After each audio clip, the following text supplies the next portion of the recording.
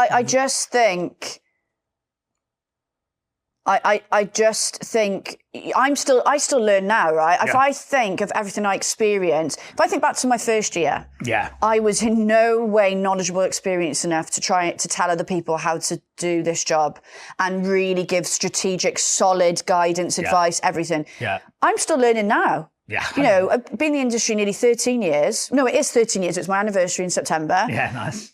And I'm still learning things myself, you know, but I read that post and I was like... Is it?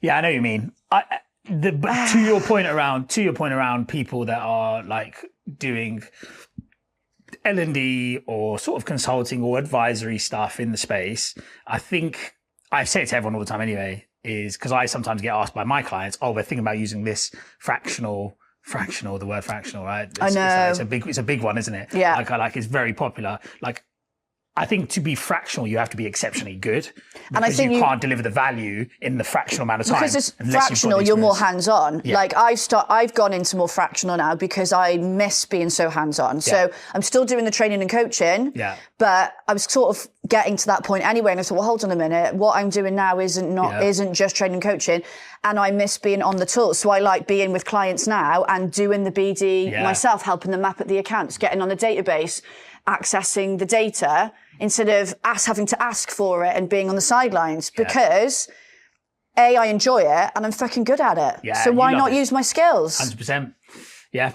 That's a fair point. By the way, this was in no way for me to be like, I'm better than that person. No. Not at all. I just read it and I thought, A, if that is true, that is worrying that somebody let him do that. Yeah. But B, that it shouldn't have been a mistake that was made in the first place. Shouldn't happen. And I would be I don't know any agencies, and I know you've just agreed, that would I don't believe that's happening a lot in the industry now. Correct me if I'm wrong, if anyone's watching.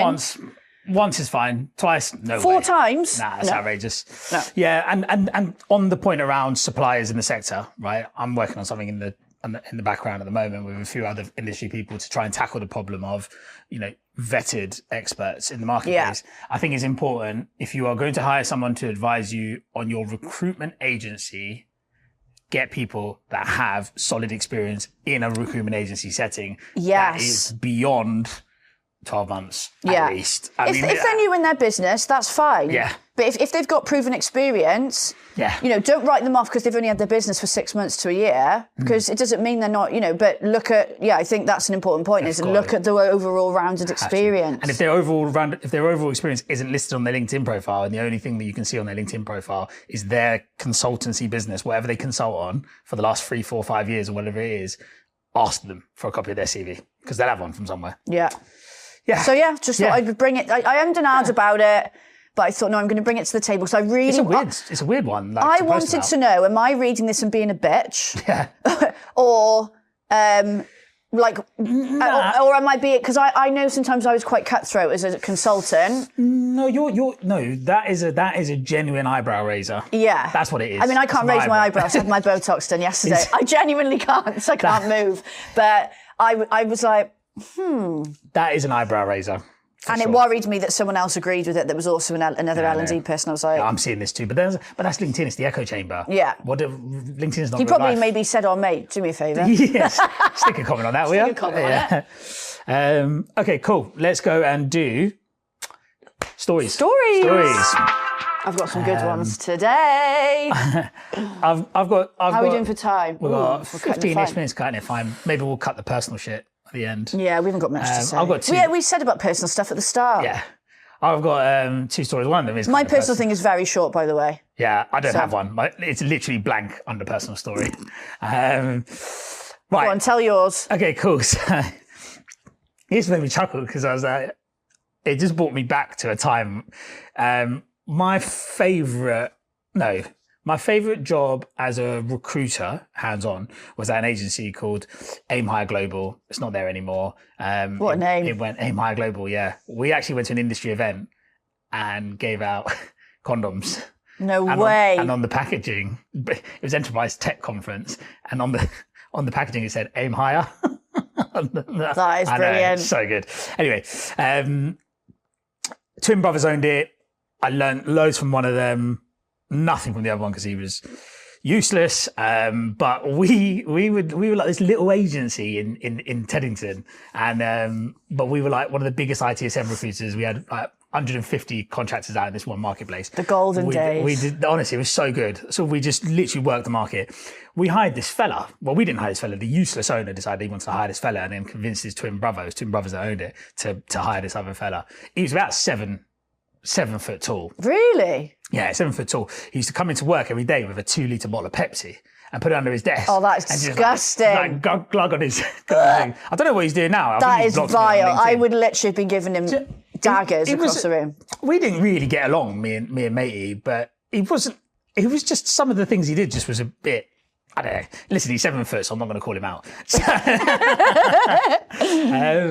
Anyway, we started working. So what the co-founder, one of the owners who had the relationships with one of the vendors we dealt with, knew that we had a relationship with like the global VP of services.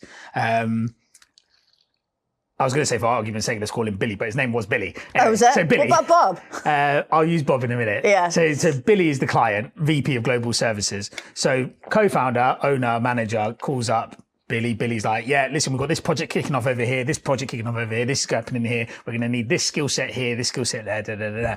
And that's how we worked. We just got the inside scoop. Then we went and found the people. We lined them up. I miss those days. Anyway, so I get given. I can see you getting quite excited. I used to love it. Are you aiming higher over the story? So Ross, Ross is the co-founder, Ross Maman. Good bloke. I haven't spoken to him in years, actually. I should probably reach out, but good bloke. He was like, right, Si, you need to line up these people for this project. And he turned over to Bob, this recruiter, who I worked with, 7 foot Bob. I'm like, Bob, can you call matey? Like, because Ross knew all the names of everyone. He's like, call matey and matey B, matey C, and tell him we've got this coming down the track, da, da, da, da. And so 7 foot Bob, he used to lean back in his chair, pick up the phone, and he'd call these candidates. And you know how people like to make themselves out to be bigger and more important? Yeah. So he'd be leaning back, bottle of Pepsi on his desk like that. It's making me feel and he was sick. just on the phone, he'd be like, hey, candidate. Yeah, listen, just got off the phone to Billy. I know what you meant. just got off the phone to Billy. He says he wants you on this project on this date. Oh my God, right. so funny. And then he'd finish the call and he'd be like, yeah. All right, I'll give Billy a call now. And then he'd get around and he'd turn around to Ross and be like, hey, Ross, he said he could do it, mate. And me and Ross would be sitting there going, why did you say you just got off the phone to Billy? Why did you need to say... Did he even qualify the candidate or no? We knew what everyone did. We knew what everyone did. We just knew who could do what. They were already in the old talent pool. Yeah. You know. And we're like, mate, why did you say you just got off the phone to Billy? Have you ever met Billy? He's like, nah. I was like, but what happens if one day like you speak to someone and they're sat next to Billy? Or they say to Billy in the interview, I was like, oh, Bob's your mate, yeah? Like, Bob who? Yeah, he's carried on doing it. Well, did he literally like do all of this? Oh, mate, he was. Were you laughing? At the time, it used to annoy me. It used to. Yeah, I think it would have annoyed me. I was a young man, and we had the same talent pool to deal with, and it's a bit cringy, isn't it? It's a bit cringy. Also, it's just not the truth. It's like, why don't you just say? Because everyone knows Ross knows Billy. Yeah, why don't you just say like all the candidates knew Ross. So if you just said to the candidate, Ross just spoke to Billy. This is what's happening. What difference? What marginal gain did you get by saying? Just got to Billy. It's reminding me. I don't know if I ever sent it to you. Of this really funny video. I've put it in some of my training stuff for the consultants just to like really hone on the fact that like you will look like a twat if you take this approach. And it's this guy who's doing a parody of like a recruiter. It's exactly the same thing. He's like really cringy. And he's like, yeah, I've just got off the phone with so-and-so from Google. And then at the end, he does a line. I'll send it to you. It is so funny. It is like to a T, the cringiest. Yeah. It's that, basically. Honestly, I want to hear more of the cringy stories from listeners. So yes. If you worked with a 7 foot Bob that would make out he had relationships like that he didn't have, or we've not had any cringy.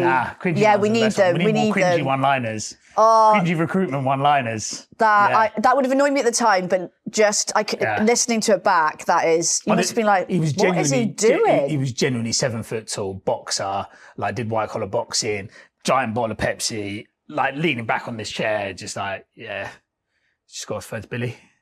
He's really like, I know it sounds so stupid to get asked almost like, It was the best thing ever. I hope Ross sees this clip when we clip it, because we used to laugh about it all the time. We're like, mate, do you know his surname? It's just so funny. Anyway, that was just my little funny, silly story about cringy liners. I've got a rookie story. You love the rookie stories. The best stories. You are going to love this story. You are going to love it. And even better, it's actually quite recent, I think. I don't think it's not like, you know the rookie stories we bring up are from when we started out. This isn't a 13-year ago story. This is not that longer.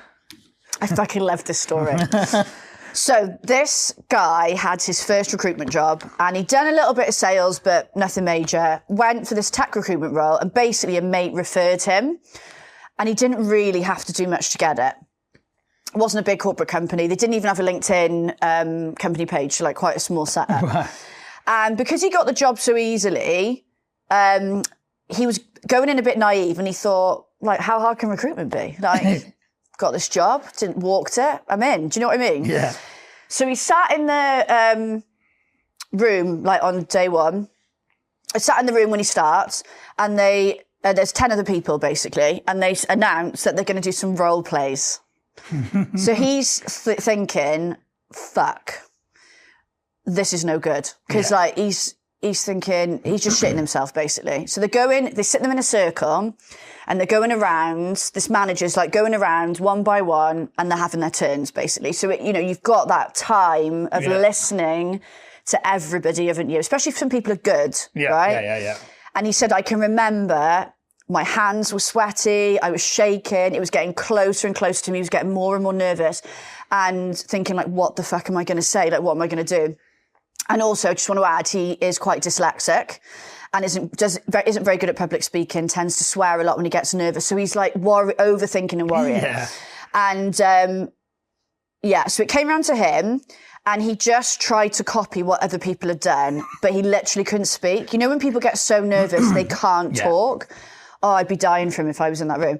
He was bright red, shaking, anxiety. So basically his role play was a bag of shit. So after he finished, the manager goes, right, we need to work on this. We need you to come in tomorrow and do it again. But I'm going to bring the other bosses in with me this time, and you're going to have to pitch to all of us. So what? No prep, no help. It wasn't like, here's the brief, go home, because it was going to be a different role play. Yeah. It's not like he could go home and practice and prep. That was it. Yeah, like, so they see made you tomorrow. They made it worse by adding more people to it. Made it worse, yeah. Wow. And I suppose you'd be thinking like, well, if I fuck this up, I could lose my job. Yeah, 100%. So he's thinking, how the fuck am I going to do that again tomorrow and in front of more of the senior leadership team? Like how? Yeah. So he thought, I know, there's only one thing I can do here. Something that will solve all my problems, get me through this role play, on the path to success, start my recruitment career. I'm going to nick some of my dad's beers and I'm going to get pissed. For the role play. Before the role play? For the role play. For the role play? For Dutch courage. So he thought, I know, I'm just going to get drunk for it. Right? So he goes home, he takes some of his dad's beers out the fridge, puts them in his bag. So he's on the way to work, his bag is like jingling, so he's glass bottles in. And he gets into work and they're like, right, we're going to do the role play in about half an hour. So he goes in the disabled toilet and downs these beers, right? Puts the empty bottles back in his bag. So he doesn't want to put them in the bin. Yeah. Somebody be like, why has somebody got pissed? Like, what have you been drinking? Disabled Lou. So they're all in this circle again, sitting down. He's a little bit nervous, but he's like, oh, I feel all right. Yeah. So it's going around person by person. And by the time it gets to him, he's like, come on, I'm ready for this now. He's literally he's like, come on, I can do this now. It's like Bob. Remember we talked about Bob before? He's like, I can do this. So it gets to him and he fucking goes for it, right? And the feedback is like, oh my God, that was amazing. Like, Joe, what have you done overnight to get yourself to this point. Like, you've been amazing. Like, people were like, that was amazing. Because there's other people there. They're like, oh, Joe, that was so good. Like, what have you done? And he didn't say it, but he was like, well, basically got pissed. He didn't say it to them, but essentially that is what he did to get through the role play. I kind of smashed it. I kind of rate it. But But I just love where he thought, I know what I'll do.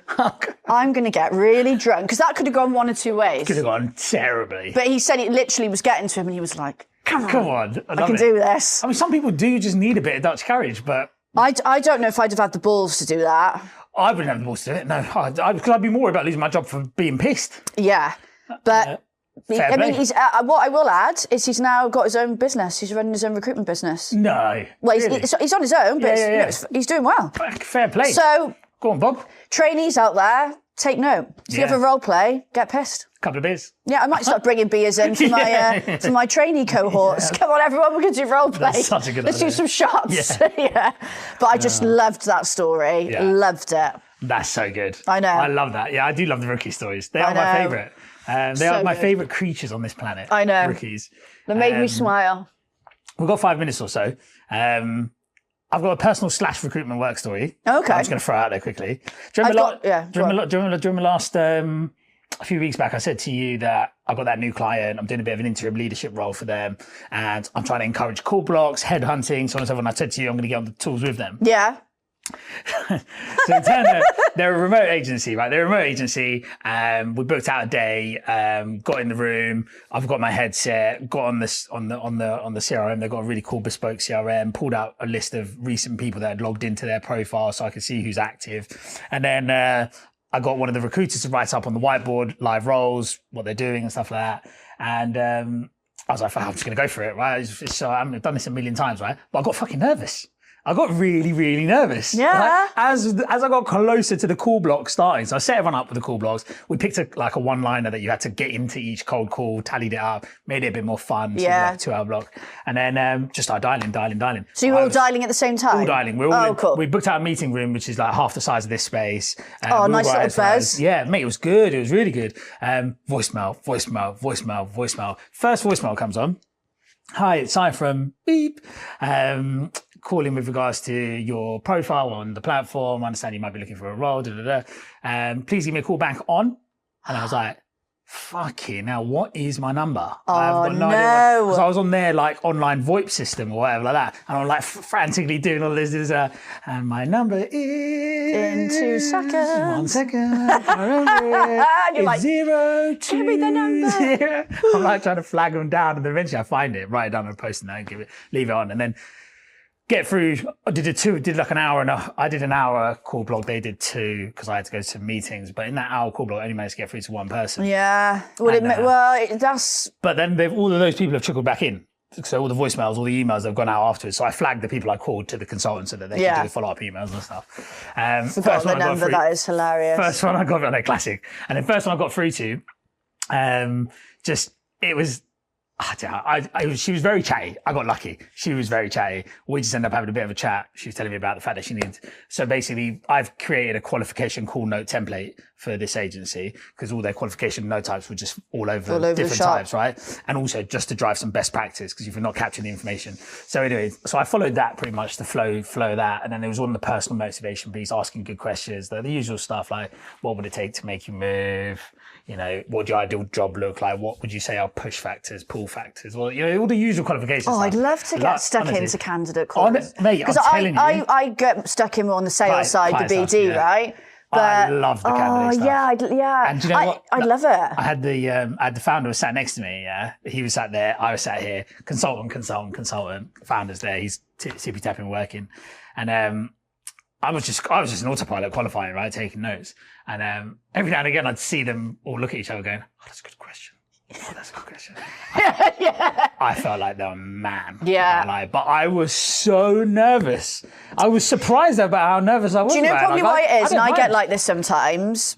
When I'm doing the sales for my own business, I'm in my office on my own. Maybe I'm in Starbucks, but it's busy. No one's listening to me. Yeah. But it's different when you're in a room of people that are sort of in your world and it's quiet. Yeah. Because you're just not used to being around people doing that stuff. Sometimes it's not even the call you're nervous for. It's the like... Yeah. Do you know what I mean? It's like a performance, isn't it? Yeah. But I told you I was going to do it, and I put my money where my mouth is when it comes to things like that. I said to the guys, you just need to pick up the phone more. Like, they're great on the phone. They're really good at building relationships. They just don't do it enough. They just don't do it enough. So actually, it's inspiring for them to hear you and see you.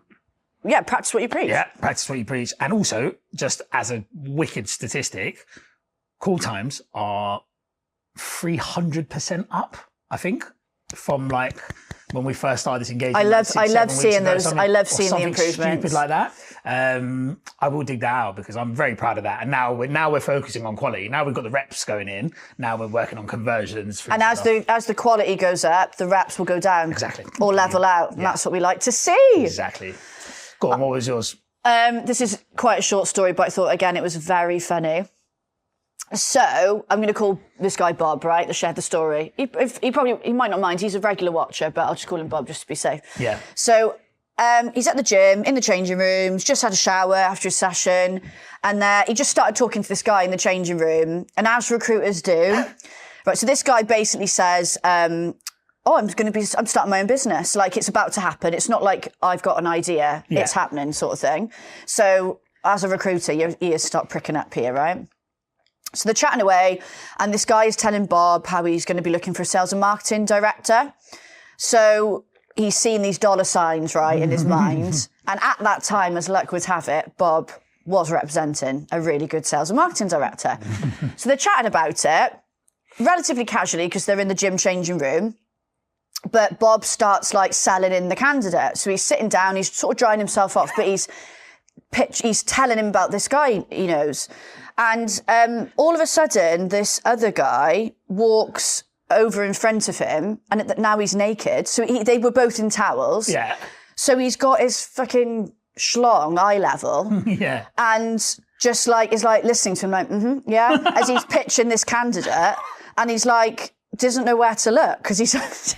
And also he said he was packing some serious heat, right? Yeah. So he's like pitching this candidate basically to this guy's knob, not knowing where to look. And then he's like, what is going on here, sort of thing. But the hustle never stops. The hustle never stops. You don't stop at that time, do you? Nothing throws you off your pattern. Nothing throws you off. Not even a massive wonga in your face. No, he just dealt with it, moved on. I just thought that was quite funny. Yeah, I love it. That's so good. Short and sweet. Let's wrap it up. Yeah. Yeah. Are you leaving a voicemail again? Do you know, I can remember the little one-liner I like to do of like she's been Nessa. He's been twin dad Si. Remember, folks, LinkedIn is not real life. And that's a wrap, season 1. Yeah, season 1. See you next season.